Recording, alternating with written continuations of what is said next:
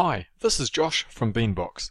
This video is going to show you what the full dashboard will be like if you choose to upgrade to a paid subscription. First of all, you'll be able to choose to see your figures either via invoice date or due date. You can also choose to see figures via tax inclusive or exclusive.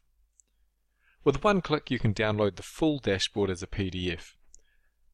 At the top section here we have 4 boxes showing you the snapshot figures of last month, this month, next month and 2 months away, with the percentage changes between each month. If you're on invoice date view, you also get to see how much is still left to be invoiced for the month. The next section down we have the account breakdown for repeating invoices.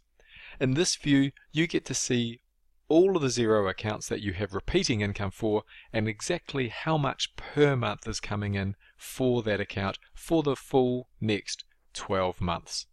So this is a great forecast view. You also have the monthly totals down the bottom, and you can click on any of these cells and get the full breakdown of the line items for it. You can also navigate via the months between just by going like this, or you can navigate up and down the table going through different accounts just like that. You can also, if we click on this one here, web hosting for June, you can choose to see your figures grouped via line items or invoice type.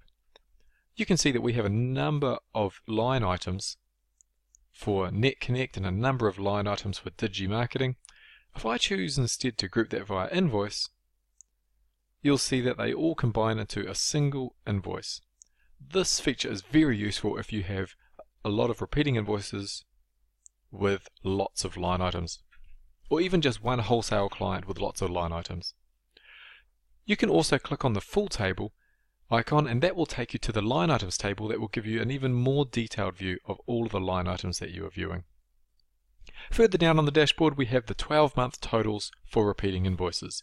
We give you a column for your current financial year and also for the next 12 months so that you can see how things are different between.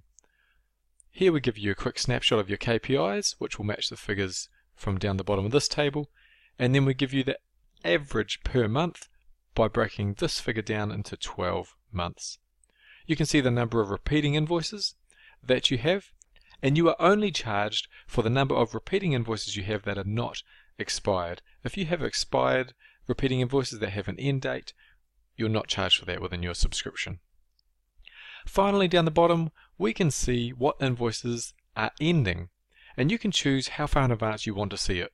You can choose anywhere between 1 and 36 months of invoices that you want to see. If you have a lot of invoices that are ending, then you can simply change the view to clicking over here to view totals, and you'll be able to see just the number of invoices that are ending and the totals that are there. If you happen to be using multi-currency, all these figures are converted back to your base currency, as are all the other figures in the table. Multi-currency can be seen with a little icon here. This little icon here shows that there's a conversion from multi-currency, and when you hover it shows you the currency of the invoice. So here we can see that this invoice is 500 Great British Pound and it's been converted back into my base currency of New Zealand dollars.